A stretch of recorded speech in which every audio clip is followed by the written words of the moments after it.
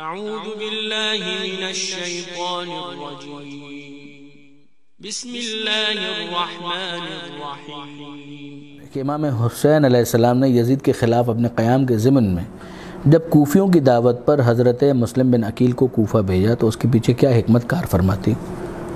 امام مظلوم نے خود اس حکمت کو بیان کیا ہے جو جناب مسلم بن عقیل کی روانگی سے پہلے اور جناب مسلم بن عقیل کی روانگی کے موقع پر جو انہوں نے خط تحریر کیا ہے اس میں آپ دیکھیے کہ میں یعنی مقصد یہ تھا، اگر خلاصتاً بیان کیا جائے، کہ میں مسلم بن عقیل کی رپورٹنگ پر فیصلہ کروں گا کہ مجھے کہاں اسٹیشن کرنا ہے، مجھے کہاں آنا ہے، مجھے کوفہ آنا ہے یا نہیں آنا ہے۔ میں اس بنیاد پر فیصلہ کروں گا کہ مسلم بن عقیل مجھے کیا فیڈ بیک دیتے ہیں۔ جناب مسلم بن عقیل نے فیڈ بیک دیا اور امام حسین علیہ السلام وہاں سے چلے۔ میں پھر آپ سے کہتا ہوں، جو پہلے بھی کسی نشست کے اندر میں نے بات کی تھی، ایک ہے علم لدنی، پروردگار عالم کا علم جو ہر چیز کے اوپر حاوی ہے۔ اس کے مطابق امام حسین علیہ السلام کو معلوم ہونا کہ بالآخر کربلا مجھے پہنچنا ہے اور شہید ہونا، یہ علم ہے۔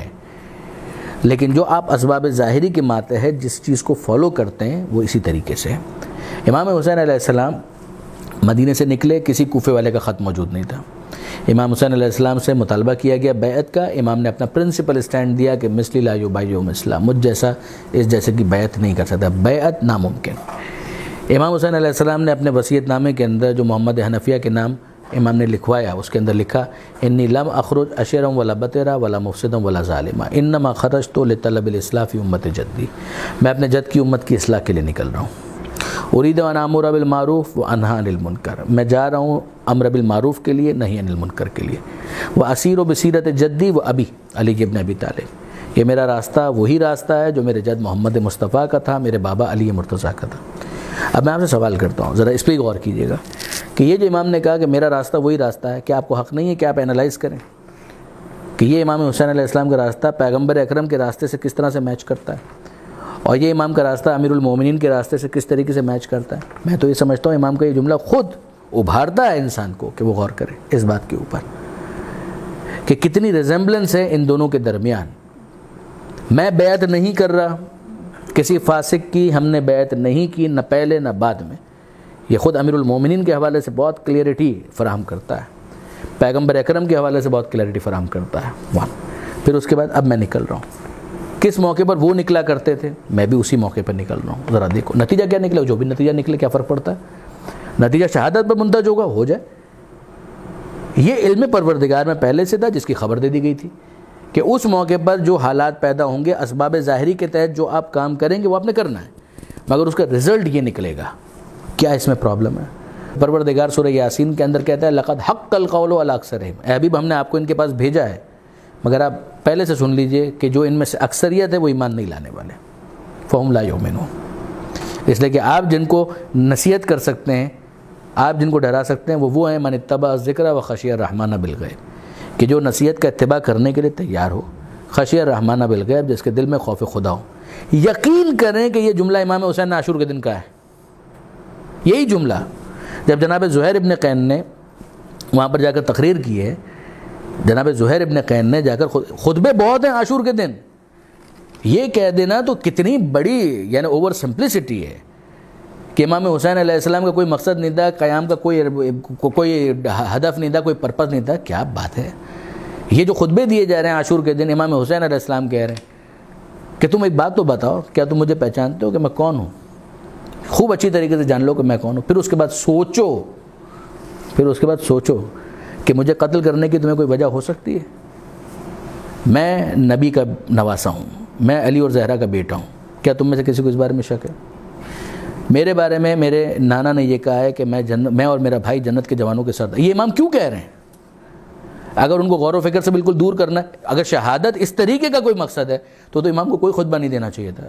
سچی بات یہ کہ امام کو تو پھر تلوار ہی نہیں اٹھانی چاہیے تھی، پھر تو ہونا یہ چاہیے تھا کہ بھئی ٹھیک ہے آؤ، میں تو آیا ہی اس لیے ہوں کہ مجھے قتل کرو، ختم۔ نہیں، میرا پرپس کچھ اور ہے، اس پرپس کے نتیجے میں یہ قربانی بھی مجھے دینی پڑی تو میں دوں گا، یہ قربانی بھی مجھے دینی پڑی تو میں دوں گا۔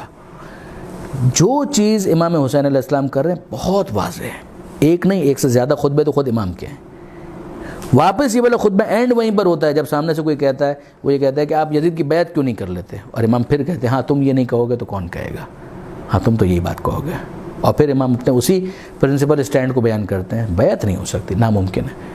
امر بالمعروف اور نہی عن المنکر کا یہ انداز کہ جس کے اندر بیعت کے اوپر امام کا اسٹینڈ اس طریقے سے کلیئر ہو، یہ بہت بڑا کارنامہ ہے۔ جناب حر آئے تو جناب حر نے خطاب کیا، جناب حر آئے ہیں اس خطبے کے بعد، جناب حر آئے اور وہ امام کے ہاتھ پر توبہ کرتے ہیں، سب کچھ کرتے ہیں، پھر اس کے بعد انہوں نے خطبہ دیا، جناب حر کا خطبہ ہے، جناب زہیر ابن قین کا خطبہ ہے۔ جناب زہیر ابن قین کا خطبہ ہے تو امام نے اس کے اینڈ میں یہ بھی کہا کہ تم نے تو نصیحت کا حق ادا کر دیا، مگر نصیحت کا کوئی فائدہ بھی تو ہو، وہ جو میں آپ سے کہہ رہا تھا کہ اگر آپ اس کے ساتھ جوڑیں اس کو کہ نصیحت کا کوئی فائدہ بھی تو، تم نے تو نصیحت کر دی، جو کام کرنا چاہیے تھا تم نے کر دی، یہ نصیحت کرنا، یہ بات کو پہنچانا، یہ پیغام کو پہنچانا، یہ سب کچھ ہوا ہے کربلا کے اندر، بالکل ہوا ہے۔ جو امام حسین نے کہا تھا میں امر بالمعروف اور نہی عن المنکر کے لیے جا رہا ہوں، تو یہ آپ کنٹینیوسلی دیکھیے، یہ امر بالمعروف نہیں ہو رہا تو کیا ہو رہا ہے، یہ نہی عن المنکر نہیں ہو رہا تو کیا ہو رہا ہے۔ کوفیوں کی جو دعوت ہے اس کے اندر کہ امام حسین علیہ السلام اپنے اس مقصد کے ماتحت نکل چکے ہیں، کوفے والوں نے انوائٹ کیا ہے۔ اب کوفے والے جب انوائٹ کرتے ہیں تو امام حسین علیہ السلام کہیں نہ کہیں جانا ہے، وہ کوفہ بھی ایک جگہ ہو سکتی ہے، پھر کہہ رہا ہوں اسباب ظاہری کے تحت کوئی جگہ کسی جگہ تو جانا ہے، وہ جگہ کوفہ بھی ہو سکتی ہے۔ جب کوفے والوں کی طرف سے دعوت نامے آئے تو امام حسین علیہ السلام نے مسلم بن عقیل کو بھیجا، جب وہاں سے یہ فیڈ بیک آ گیا کہ بظاہر یہ سب چیزیں پازیٹیو ہیں تو امام حسین علیہ السلام کوفے کی طرف موو کر رہے تھے، پیچھے وہ سارے واقعات ہو گئے جو آپ سنتے ہیں۔ یہ بات بھی ذہن میں رکھیے گا کہ کربلا کے شہداء میں اکثریت کوفیوں کی ہے، وہ جو کم تعداد ہے کربلا کے شہداء کی جتنے بھی ہے 100 ہو 150 ہو 72 ہو، اس کے اندر 70% 80% افراد کوفے کے ہیں، جو مشہور نام آپ سنتے ہیں سب ان کے ہیں۔ مسلم بن اوسجہ کوفے کے ہیں، حبیب ابن مظاہر کوفہ سے آئے تھے، عابس ابن شبیب شاکری کوفہ سے آئے تھے، بریر حمدانی یہ کوفہ سے آئے تھے، میجورٹی۔ میں نے پوری اس کی لسٹ ایک اپنے پاس تیار کی تھی، شہداء کربلا علامہ نقن صاحب کی بڑی کمال کی کتاب ہے، اس میں اگر آپ دیکھیں گے تو ہر ایک کے بارے میں آپ کو یہ چیزیں مل جائیں گی، کون بصرہ سے آیا تھا، کون مدینہ سے ساتھ چلا تھا، کون راستے میں کسی اور جگہ سے ساتھ ہوا تھا۔ میجورٹی افراد آپ کو کوفے والے ملیں گے، مگر وہ میجورٹی والے ہونے کے باوجود ہیں کتنے، ایک بہت محدود تعداد ان لوگوں کی کہ جو وہاں پر پہنچے۔ پھر کوفے کے اندر ایک تعداد تھی جن کو گرفتار کر لیا گیا تھا، جس میں جناب مختار بھی شامل ہیں۔ کچھ وہ افراد تھے کہ جو محصور ہو کر رہ گئے تھے، وہ اپنے محلے سے، کوفہ چھوٹا شہر نہیں تھا، یہ بات ذہن میں رکھیے گا، کوفہ بڑا شہر تھا۔ وہ افراد صحیح معنوں میں مجرم تھے کہ جو اس وقت جناب مسلم بن عقیل کے پاس تھے، ان کی تعداد چند ہزار بنتی ہے، چند ہزار کم تو نہیں ہوتے، جو اس موقع پر جناب مسلم کا جنہوں نے ساتھ نہیں دیا، یہ افراد صحیح معنوں میں اس بے وفائی کے مجرم قرار پاتے ہیں۔ آپ متوجہ ہیں؟ اب میں آپ کے سامنے ایک کوشچن رکھتا ہوں، آپ خود اس پر غور کیجئے گا۔ ہم اس سیناریو کو دوسری طریقے سے دیکھتے ہیں، وہ 4000 افراد کوئی بے وفائی نہیں کرتے، ٹھیک ہے جی، وہ سب کے سب وفادار رہتے ہیں، ابن زیاد کو پکڑ کے لاتے ہیں، اس کو قتل کر دیتے ہیں، کنسیڈر اٹ، ایزیوم کریں کہ یہ ہوتا ہے، ٹھیک ہے۔ کوفہ سارے کا سارا امام حسین علیہ السلام کا ساتھ، اب امام حسین علیہ السلام کوفہ پہنچے، یہ سب کیا کریں گے؟ امام کو ویلکم کریں گے، ٹھیک ہے جی۔ جناب مسلم بن عقیل تو پہلے ہی ساتھ موجود تھے، امام حسین کہیں گے کہ واہ سبحان اللہ مرحبا، کیا کہنا، یہ تو بہت باوفا نکلے۔ اب اس کے بعد کوفے میں کس کی حکومت ہے؟ آپ مجھے خود بتا دیجئے کہ کوفے میں اب کس کی حکومت ہے؟ آٹومیٹیکلی یہ امام حسین علیہ السلام کی حکومت کوفے کے اندر تو قائم ہو گئی۔ اب اس کے بعد کیا وہ وہاں پر جو شام میں یزید جو بیٹھا ہوا ہے وہ خاموش رہنے والا ہے؟ نہیں، وہی ساری چیزیں ہونی ہیں، وہاں سے حملہ ہوگا، یہاں سے یہ لوگ جائیں گے، اور اس کے بعد میں آپ کے سامنے پھر سینیریو رکھتا ہوں کہ وہ جو شام کی فوج ہے اس کا سب کا صفایا ہو جاتا ہے، تو اگلا مرحلہ کیا ہوگا؟ بٹ نیچرل پوری حکومت جو ہے وہ امام حسین علیہ السلام کی قائم ہو جائے گی۔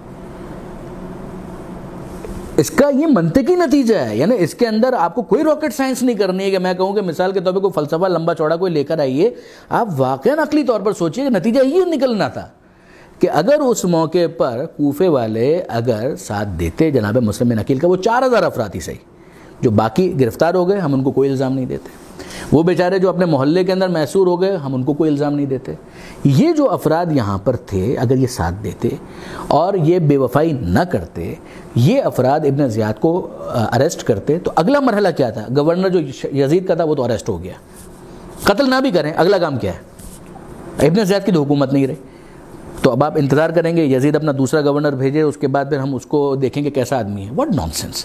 یہ ختم ہو چکا بابا، یہ گورنر یہاں سے گیا تو اب اس کے بعد اگلا مرحلہ یہی ہے کہ جناب مسلم بن عقیل از دا فائنل اتھارٹی جب تک امام حسین علیہ السلام نہیں پہنچتے. ونس امام حسین علیہ السلام آ جاتے ہیں تو کوفے والے جو ہیں وہ سب کے سب امام حسین علیہ السلام کے ہاتھ پر بیعت کرنی تھی انہوں نے، اور اس کے بعد بات ختم ہو جانی تھی. وہ سلسلہ بھی شام کے ساتھ چلتا، شام والے اگر ٹاپل ہو جاتا تو پوری حکومت اسٹیبلش ہو جاتی.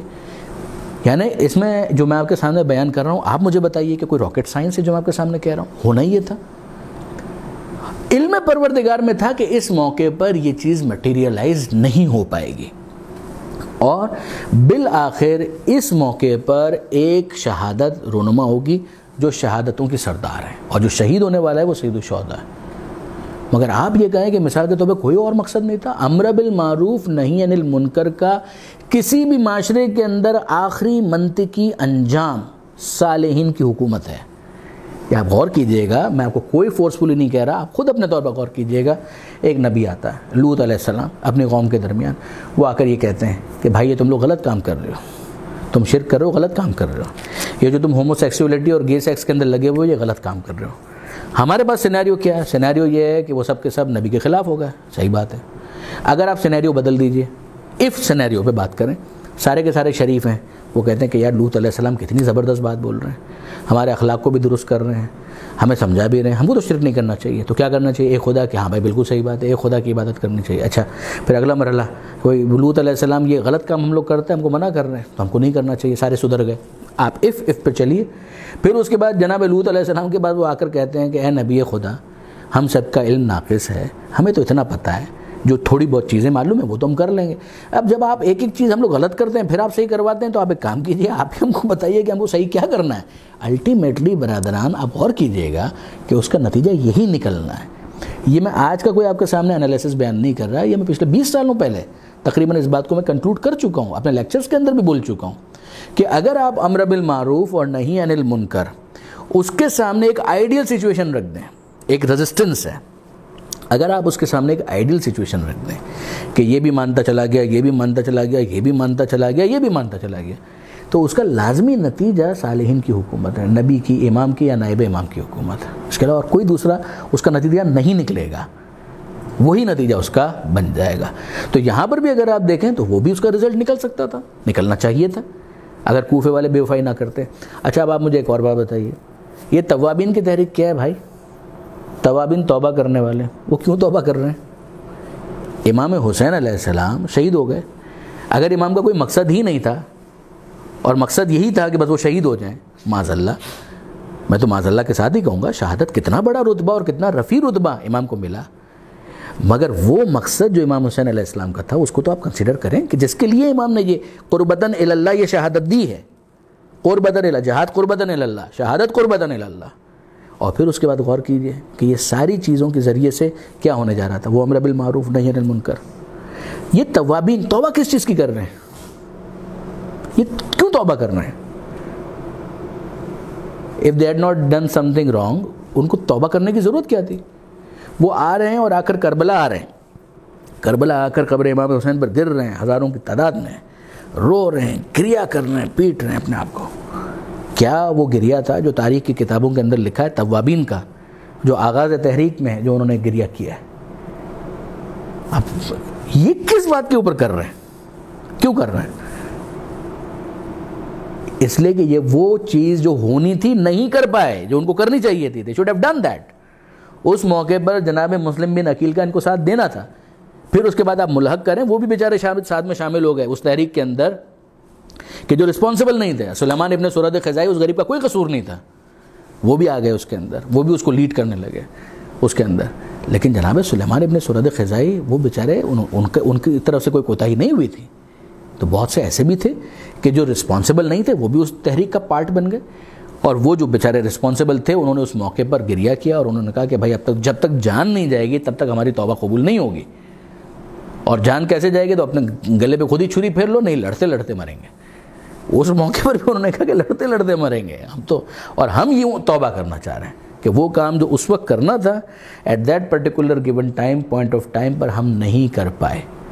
تو اگر آپ دیکھیں تو یہ تمام تر چیزیں آپ کو بتاتی ہیں کہ امام حسین علیہ السلام کے مقاصد تھے، امام کچھ کرنا چاہ رہے تھے، علم پروردگار میں پہلے سے یہ بات تھی کہ اس کا نتیجہ یہ نکلے گا اور پھر اس کی ایک امپیکٹ ویلیو بنے گی۔